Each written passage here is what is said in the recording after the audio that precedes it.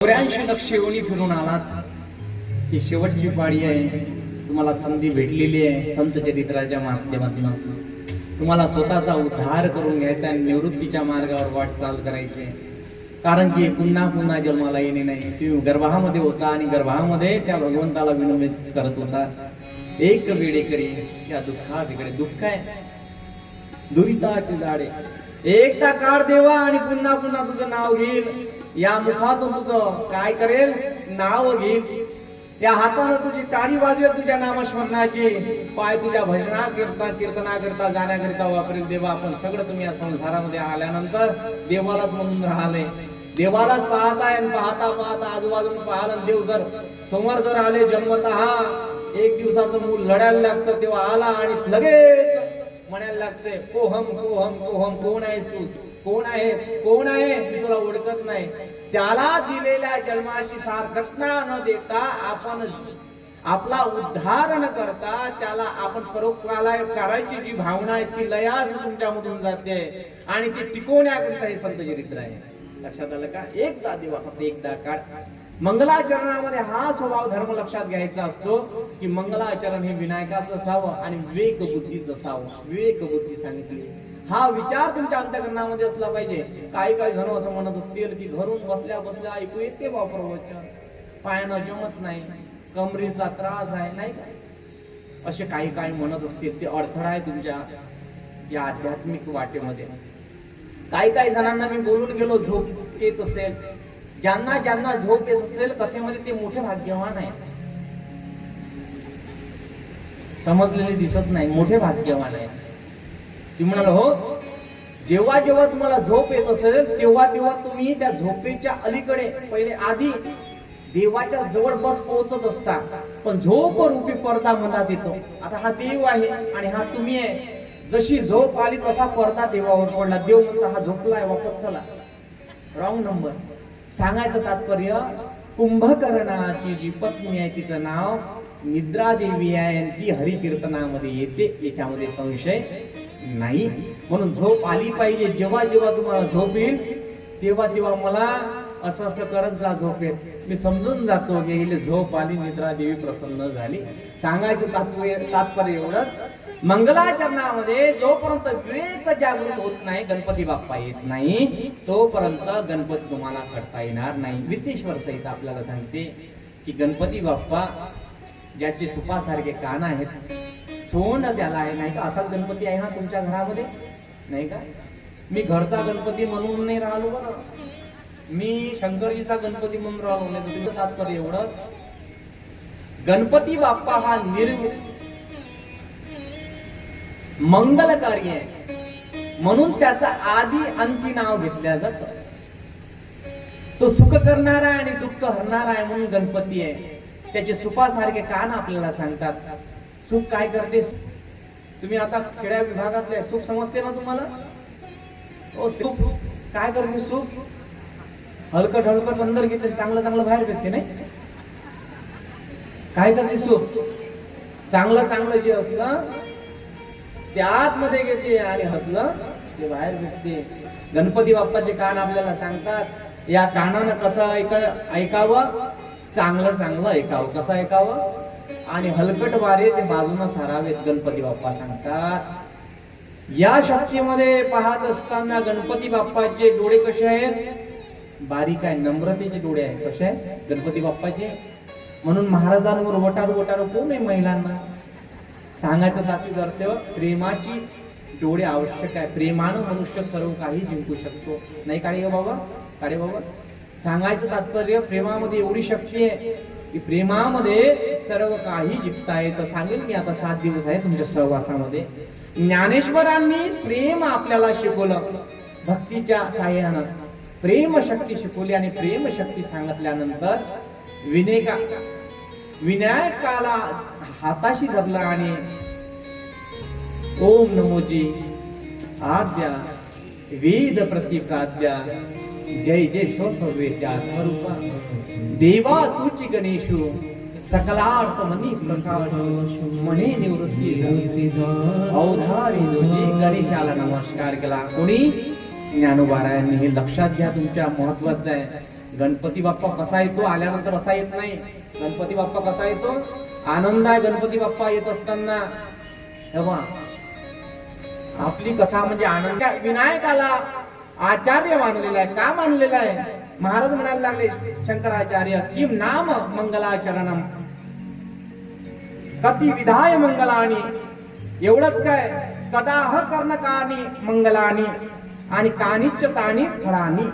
मंगलाचरण का करावं लागतं, कधी करावं लागतं, कसं करावं लागतं, या एवढं सांगत असताना मंगलाचरणाच्या आधी कोणाला नमन करावं लागतं हे महाराज आपल्याला सांगतात. जे ज्ञानोबारायांनी ज्ञानेश्वरी सारखा पवित्र ग्रंथ लिखाण करत असताना गणपती बाप्पाला शरण गेले. त्याच अनुषंगाने आपल्याला संत चरित्राच्या माध्यमातून प्रथम दिवशी आपल्याला विनायकाला शरण जायचं आहे. कसा भगवंत येतो ऐका. मोरया मोरया मंगलमूर्ती मोरया मोरया मोरया मंगलमूर्ती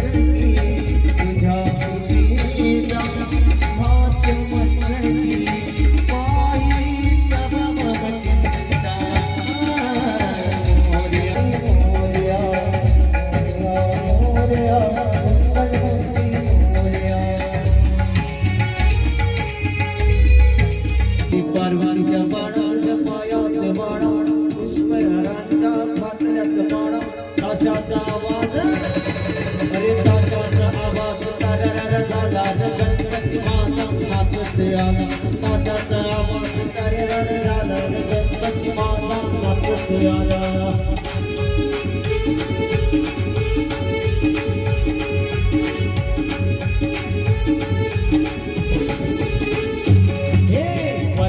बाणा तुझ्या पायात बाणा अरे पार्वतीच्या बाणा तुझ्या पायात बाणा पुष्पहारांचा हाताचा बाणा ताशाचा आवाज अरे ताशाचा आवाज तारर झाला गणपती माता नाचत आला ताशाचा आवाज तारर झाला गणपती माता नाचत आला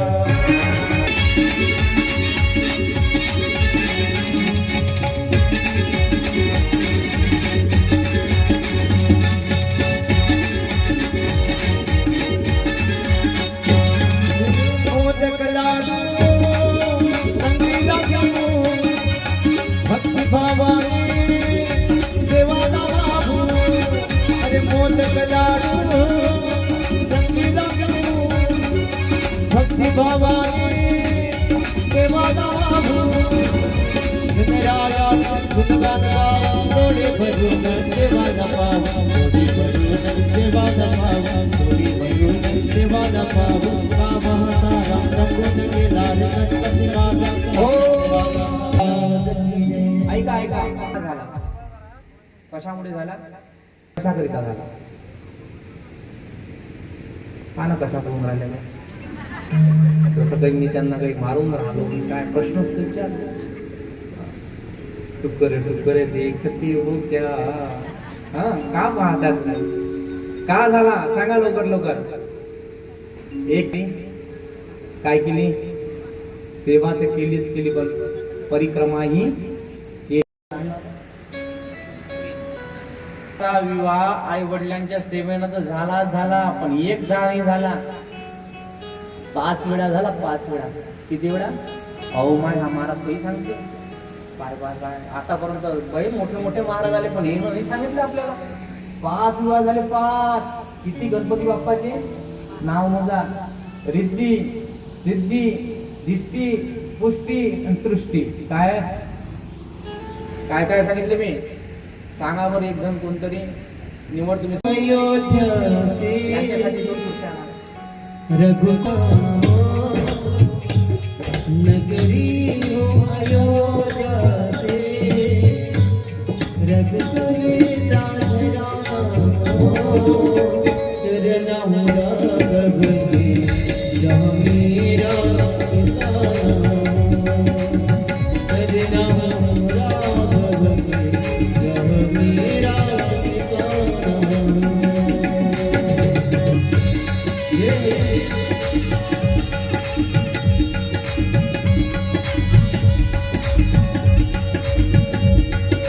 मंगलाचरण करताना मायबाप विनायकाचं मंगलाचरण करावं लागतं.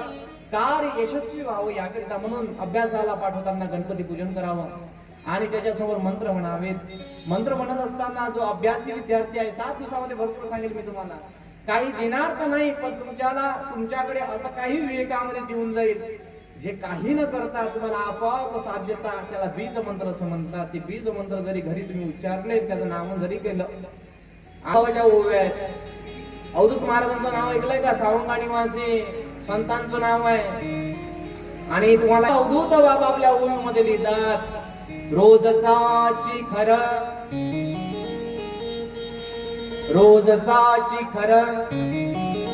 15 दिवसावरी नर, 1 महिन्यावरी करी तोच खरा ब्रह्मचारी. तुम्हालाही संसारामध्ये ब्रह्मचारी राहता येतं. रोजचा खर म्हणजे गाढव.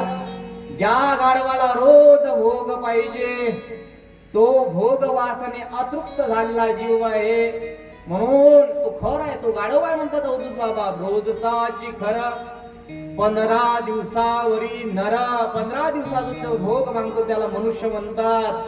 मग 1 महिन्यावरी करे तो खरा कर ब्रह्मचारी. देव सगळ्याला देण देतो.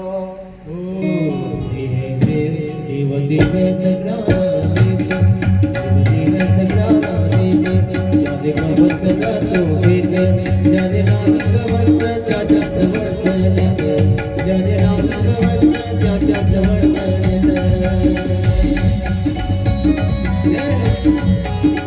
बाबांच्या ओव्या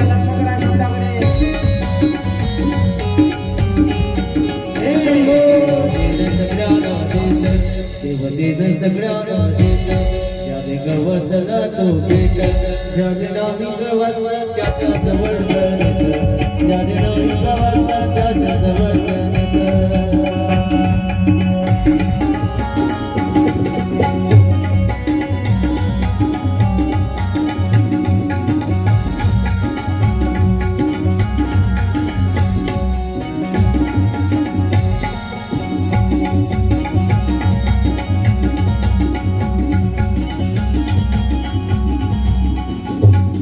त्याची सुपासारखी कान आहे. पोट कसं आहे? पोट कसं आहे? हरणासारखं. बोला ना मग. कशी आहे पोट? मोठा आहे, हिरदार आहे. तिच्यामध्ये काय पाप आणि पुण्याचा संशय केलाय. माणसानं पचवत राहावं. किती काही दुःख आले तर पचवण्याची शक्ती असली पाहिजे. विनोद भाऊ बरोबर आहे. हो, जो संसारामध्ये शब्दरूपी विनोद खेळतो आणि त्या विनोदाच्या मैथिलीमध्ये राहत असताना तो संसार गोड करून घेतो, त्याचं नाव संत आहे. अवघाची संसार